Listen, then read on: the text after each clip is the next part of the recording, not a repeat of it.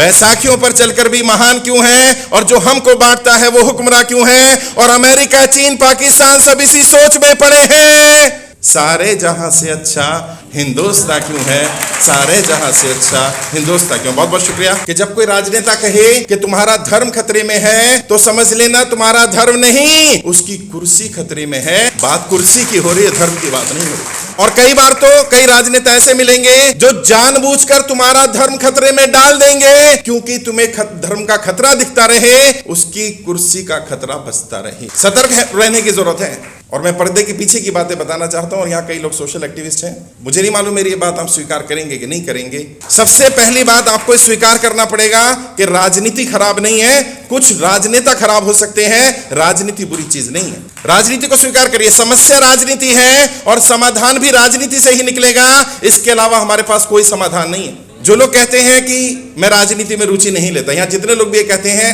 मैं दावे के साथ कह सकता हूं आज के बाद वो ये नहीं कहेंगे, उन्हें सच्चाई पता चल जाएगी। जो भी कहते हैं मैं राजनीति में रुचि नहीं लेता, मैं आपको ये बता देना चाहता हूं, आप राजनीति में रुचि ले ना ले, राजनीति आप में पूरी पूरी रुचि लेती है। राजनीति आपके धर्म में रुचि लेती है, राजनीति आपकी जाति में रुचि लेती है। आप क्या खाते हैं, आप कहां रहेंगे, आपकी जगहों के नाम क्या होंगे।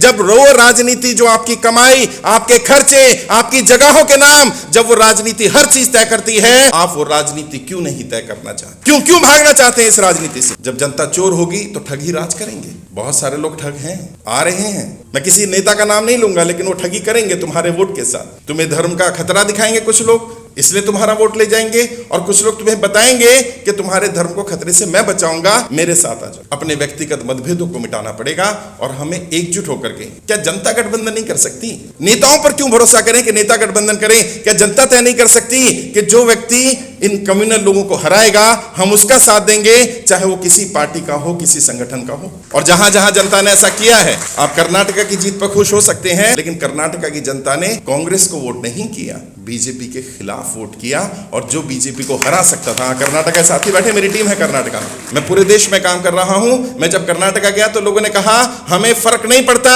कैंडिडेट कौन है, हमें फर्क नहीं पड़ता पार्टी कौन है, हमें भाजपा को हराना है, और जो हरा देगा हम उसे वोट दे देंगे।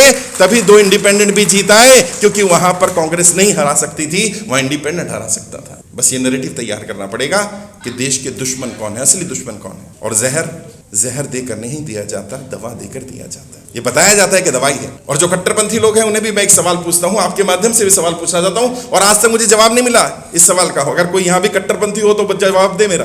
धर्म के नाम पर, जाति के नाम पर जो कट्टर है, उनसे एक ही सवाल पूछता हूं, इस धर्म जाति में तुम पैदा हुए, इसमें तुम्हारा योगदान क्या है?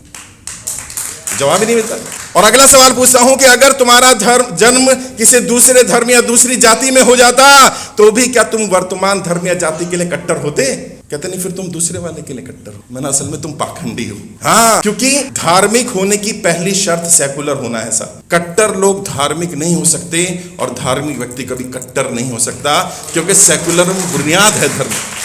अगर कोई भी कहे मैं कट्टर हिंदू हूं, कट्टर मुसलमान हूं, समझ लेना वो पाखंडी है, उसका अपने धर्म से कोई संबंध नहीं है, क्योंकि धर्म कट्टरता को मारने का काम करता है, कट्टरता पैदा करने का काम धर्म नहीं करता। 4 लाइनें जो मैं अपने देश के बारे में बोलता हूँ, बोलकर अपनी बात खत्म करता हूँ, जो मुझे बहुत पसंद है। और कभी बुलाएंगे तो पूरा फ्लेवर मिलेगा, 2-4 घंटे बातचीत करेंगे, संवाद करेंगे, बताऊंगा राजनीति की समस्याएं क्या है और समाधान कहाँ से निकलेगा। एक शेर है, मैं शायर का नाम तो नहीं जानता, बट बहुत अच्छा शेर है, मुझे पसंद है, अक्सर बोलता रहता हूँ मैं। बैसाखियों पर चलकर भी महान क्यों है, बैसाखियों पर चलकर भी महान क्यों है, और जो हमको बांटता है वो हुक्मरान क्यों है। हुक्मरान सत्ताधीश। बैसाखियों पर चलकर भी महान क्यों है, और जो हमको बांटता है वो हुक्मरान क्यों है, और अमेरिका, चीन, पाकिस्तान सब इसी सोच में पड़े हैं। सारे जहां से अच्छा हिंदुस्तान क्यों है, सारे जहां से अच्छा हिंदुस्तान क्यों। बहुत बहुत शुक्रिया। जय हिंद, जय भारत।